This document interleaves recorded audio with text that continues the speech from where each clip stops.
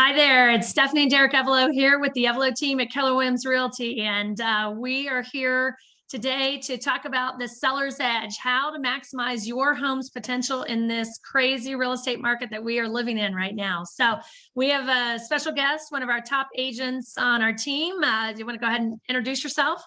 Yeah, I'm Cole Heberling. I've been with Evelo Team for just over a year and a half now. Transitioned to full-time just about 6-7 months ago now. So this will be my first full year in real estate. Yeah, and came out of that education world, right? Yeah. So crazy. That's a crazy world too, right? Having kids right now in hybrid. So, well, today we're going to be talking about our sellers and basically how we can best prepare our sellers for getting ready for today's market. And so the problem is, someone wants to sell their home and they're not really sure what to do, and we want to try to help provide solutions. I know right now, the weather here in Indiana and Indianapolis is not so warm, snow out on the ground and such, but there's still things that sellers preparing to put their home on the market, either to go on now or in the future, can do. So let's just talk about what type of market is it right now for the sellers. What are we seeing out there? Yeah, I'll kind of jump in on that one real quick. So I'm actually speaking from someone who just sold my house. So this is great perspective. Yeah, fresh in my mind right now too. My wife and I just got ours under contract in 2 days, and we had 12 offers on the house. So if that gives you a little bit of an indication of where we're at as for sellers right now, it is very active. We are just seeing not very many sellers, and we're seeing a lot of buyers. So there's high demand for these houses.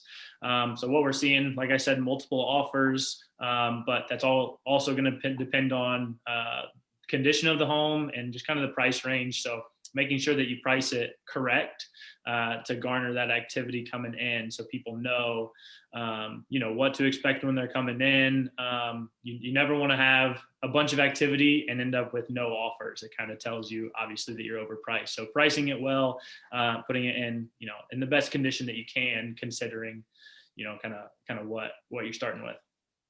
Yeah. And I would say, because obviously Derek working with the buying side, so he's, all the multiple offer situations. But I think probably what's real important for sellers to see and hear and know is, I think all we keep hearing is how great the market is. And yes, it is great for sellers, and sellers are getting, astronomical prices right now for their homes, which is fantastic. And buyers are still savvy buyers, right? They're still very well educated on what's going on in the market and what the market is bearing. And so just throwing a house out there at any price does not mean that you're still getting multiple offers, right? Everybody keeps hearing about multiple offers. And just a prime example, we put a house on the market a couple of weeks ago. The seller where they wanted to be was aggressive price. Obviously we can give all the professional opinion that we want to a seller, but sometimes they don't always listen, right? And so putting that house out on the market, we had over 30 some showings in just 2 days, and yet only 2 people that were interested in bringing an offer. And so I think it's important that sellers hear and know that it's going to be based on price versus value, right? Like the buyers, if they still don't see the value, regardless of the price, they're not going to be bringing an offer. Well, basically, it kind of boils down to this. It's a seller's market. Sellers are getting crazy prices, but that still doesn't mean we're not going to run comps for our buyers to look at what other homes have sold for. I mean, I get it. And I tell all my buyers, it's a seller's market, and you're probably going to pay an inflated amount at this point in the market, and it is what it is. And but that doesn't mean that we're going to look at any list price, or that any agent should, and then just go with that list price just because it's stuck out there. I mean, how did they come up with that? Just pull that out of a hat? Did they actually do comps? What did they do to formulate that list price? So. Well, and that the sellers have to know and understand, and basing and preparing it. Yes, they want to put it in top condition to sell at top price, but there's also going to be a max for appraisal, right? So they also have to hit the appraisal market. And basically it all boils down to, if you're talking with a seller, is to just explain to them up front and set the expectations that it is a seller's market, but there are things that we still need to do as a seller to get your home prepared, to price it correctly and everything. Because if you price it correctly, that's where you have more of a chance to get the multiple offer scenario. If it's priced way up here and the rest of the market's down here, you may only get onesies and twosies. I mean, people that are going to spend money on a house are not just going in willy-nilly for the most part. I mean, most people have a professional like a real estate agent helping them out to come up with comps and to go in reasonable, not out of control. So. Yeah. And so what if somebody's thinking about selling, because I think there's a difference potentially, maybe I'm wrong, but potentially a difference of what somebody would prepare right now in like this colder weather, right, in our local market, or maybe if they're thinking about going on in the spring. So let's talk first, I guess, about the winter, like right now. If somebody's thinking about going on the market right now in the next, week or 30 days, what should somebody really focus on preparing their home for this winter market? Yeah, well, one thing that we did, we weren't even ready to move yet, but just kind of that season, it feels like we're at home a bunch. We realize all the stuff that we have that we don't need. We just went through a bunch of stuff and got rid of it. Especially if you're thinking about a move, you don't want to move all the stuff that you're not going to use anyways. So might as well take some time, get rid of it, declutter a little bit. It makes everything look a little bit bigger. And so that's one thing that we did. A few other things, we just took on a couple small projects. We've got dogs who have scratched our trim up a little bit, so just hitting that with a coat of paint real quick. Nothing major. We didn't have to spend days or weeks taking on any major projects, but just the things that you can do to make it look a little bit nicer, a little bit fresher, cleaner. Those types of things are the ones that we focus on most, as opposed to when you think about spring. Now you're thinking about curb appeal, making sure your landscape's all taken care of, your yard's mowed, that type of thing. Yeah, and I was going to say it's a prime example because I'm assuming you're sitting in your house right now, and I'm looking at your background. And so even just as simple as some of the nice just and things on the wall, and it looks like you have the fresh gray paint, right? Which is so, gray is the new black, right? So, just some of those interior things to focus on. So I would say, paint, carpet, what are some of the other interior things that you think somebody would focus on trying to prepare their home for sale? I also think taking down a lot of the photos, family photos, maybe filling in those holes, touching up, painting over those in preparation for getting ready to list your house. I mean, we're all kind of stuck inside because it's bitter cold outside. So those are the things you can look at doing, getting your carpets cleaned. I even twice a year get my windows cleaned by a professional window company. They do inside and out on window cleaning. A lot of people, when someone goes into a model home, a new construction model home, all the windows are professionally cleaned all the time. They're spick and span. I mean, I'm very OCD about cleanliness, so that's why I get that done twice a year. But little things like that, So really focusing on the inside, some of the real basic things, especially since we are spending a lot of time at home. I know something else, even I know Derek's usually big on, and because as buyers, of course, they go in and they look at a lot of things. They're opening closets to look and see what the things look like. But the stove, right? As simple as the kitchen stove, cleaning the kitchen stove. Because usually when buyers open up and look at the kitchen stove, that's usually an indication of how well they've taken care of, like, even the rest of the house. So just as simple as things like that, right? And because, we're not going to go out and put mulch out right now when it's, 10 degrees and things like that, which is what Cole was alluding to. So a lot of the things on the inside don't cost a lot of money, just more time, and doing things like that. Yeah. So the big things probably paint and carpet, right? And then just other basic necessities inside to cleaning really well, the things that you don't always think about. I was with a buyer in a listing that had 36 offers. That's not a joke. 36 offers over the weekend. But I mean, there was dust everywhere. You look on the windowsills, there's dust. And like you guys said, it's just kind of an indication on if you can see the things that they're not taking care of. Well, now how well are the things taken care of that you can't see? Well, then it makes you question as a buyer, like on the major mechanicals and other things, right? Have they kept up on any maintenance on those types of things? And for instance, if you think you're getting ready to want to sell your home, go change your furnace filter. It's pretty cheap, but I'm telling you, there's lots of buyers, including myself as an agent, when we go down and whether it's in a basement or on the first floor, look at the mechanicals, I often will open up the little door where the furnace filters are, pull it out. And that to me is one indication that I'm like, well, if they're not taking care and changing their furnace filter often, what else are they not taking care of? I mean, those are just those little subliminal things that pop into your mind that could make or break whether you get an offer or not. So let's talk real quick on if somebody's not thinking of going on now, but maybe in the spring. So what would some of the things that someone should look at or take note of or could focus on when warmer weather hits? Oh, well, I think like what Cole alluded to, curb appeal. It doesn't cost a whole lot to do some mulch on the front, cleaning up things, doing edging on your lawn out front, sweeping everything off.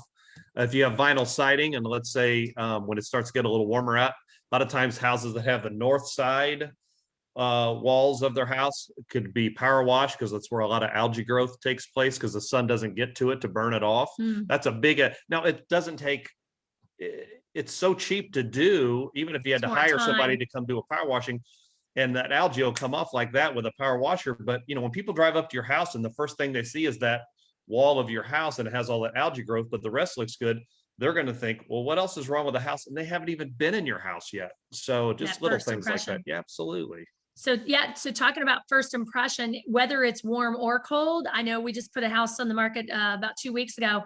And even just walking up to her front door, there was just lots of stuff all around the front door, like a bunch of just unnecessary things, right? So yes, once she cleaned all that off and out and got rid of a lot of just like there's potted plants that were dead that are just sitting there, right? Getting rid of the pots, getting rid of everything, and just freshen up that whole front entrance. Yeah, I mean, it's too cold to paint the front door, but just freshening up that front look, right? Yeah. As inviting. I mean, take your Christmas lights down, for crying out loud. I see Christmas lights still up everywhere, and I'm like, it's time to take those down. I saw that in a listing here recently, so I had to laugh too, right? Yeah. What does that tell you? Like, are they really paying attention to their house, right? Taking care of it.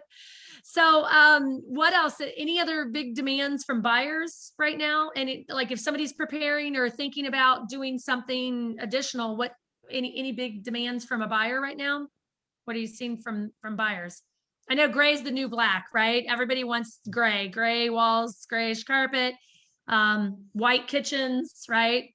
Subway tile, backsplash. What else? Anything else people are looking for? I mean, I personally think buyers know what the market is, obviously, especially if they have a real estate agent helping them out. They've been educated on that fact. But just I think buyers, they know they're going to pay a premium right now for homes. So just have your house looking nice so they don't feel like they overpaid for your house to begin with and then move in and have to do a bunch of extra work because sellers were, you know, potentially lazy on not wanting to do anything. I mean, just make it look presentable, make it look nice, you know, do your homework, run your comps, be fair on your price as a seller.